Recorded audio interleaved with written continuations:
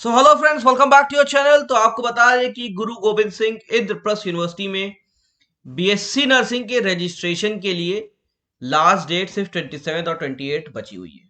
देखिए, पहले भी इसका रजिस्ट्रेशन खुला था और आपको बिल्कुल क्लियर होना चाहिए कि आईपीयू के कॉलेज का एडमिशन बीएससी नर्सिंग के नीट स्कोर के बेसिस पे हो रहा है और ये एमसीसी ही के थ्रू होना है।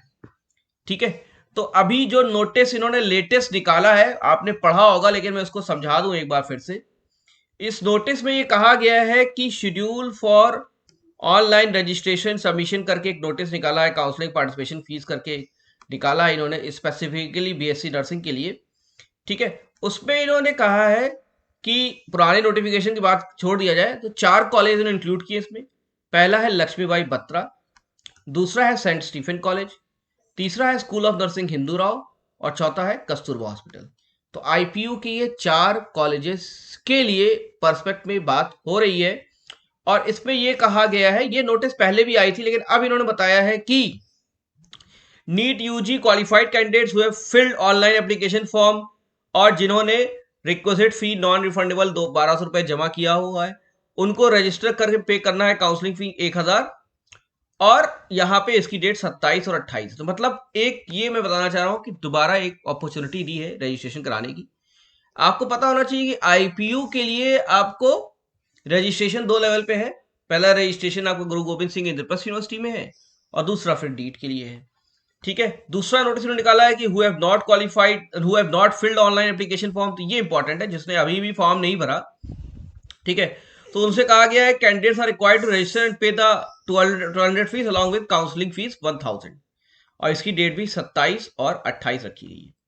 तो इसका मतलब क्या हुआ, देखिए पहले आप समझ लीजिए, आईपीयू के कॉलेज की एंट्री लेवल नीट से हो रही है, लेकिन ये फॉर्म पहले भी इन्होंने निकाला था जिसमें कहा था कि आप गुरु गोविंद सिंह यूनिवर्सिटी का रजिस्ट्रेशन फॉर्म भरिए और नीट की काउंसलिंग का भी भरिए। फिर से इन्होंने ओपन किया है, अपॉर्चुनिटी दी है, क्योंकि अभी बीएससी नर्सिंग की काउंसलिंग का नोटिस एज सच नहीं आया है। तो 27 और 28, मतलब आज 27 है और कल 28 है।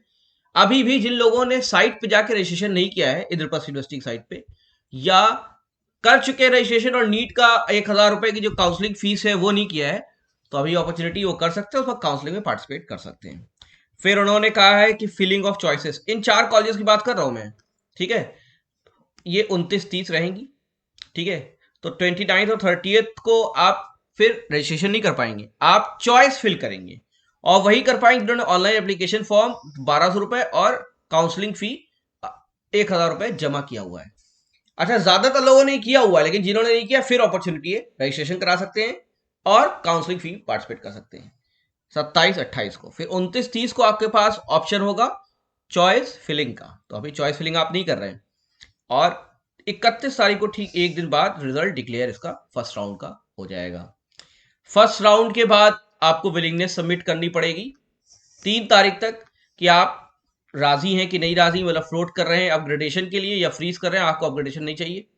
ठीक है, उसके बाद आपको फीस सबमिट करनी होगी, पार्ट एकेडमिक फी। तो एक लंबा प्रोसेस है वो भी।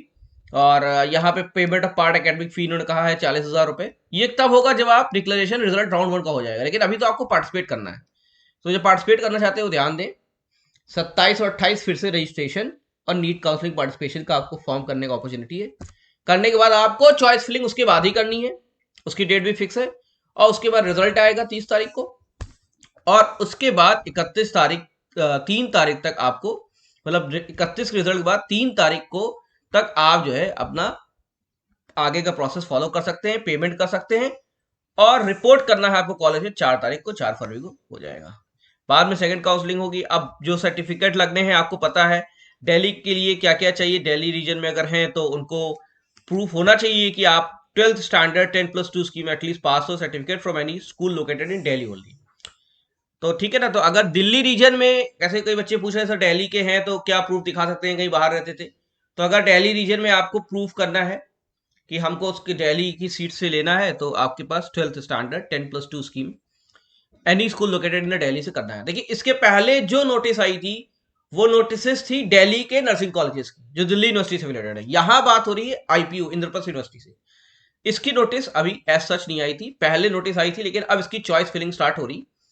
अब आपको करना क्या है, इसकी वेबसाइट पे जाना है, आईपीयू की साइट है, ठीक है, ipuadmissions.nic.in पे जाना है, ठीक है, ipuadmission.nic.in पे, और यहाँ पे देखिए काउंसलिंग 2021 लिखा हुआ है, यहाँ पे आपको क्लिक करना है।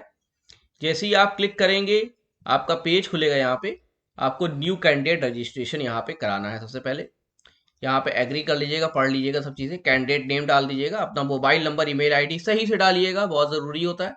एक अपनी यूज़र आईडी और पासवर्ड आपको बनाना है, कन्फर्म कर लेना है पासवर्ड, और उसके बाद सिक्योरिटी पिन जनरेट करके सबमिट करना है, रजिस्ट्रेशन हो जाएगा।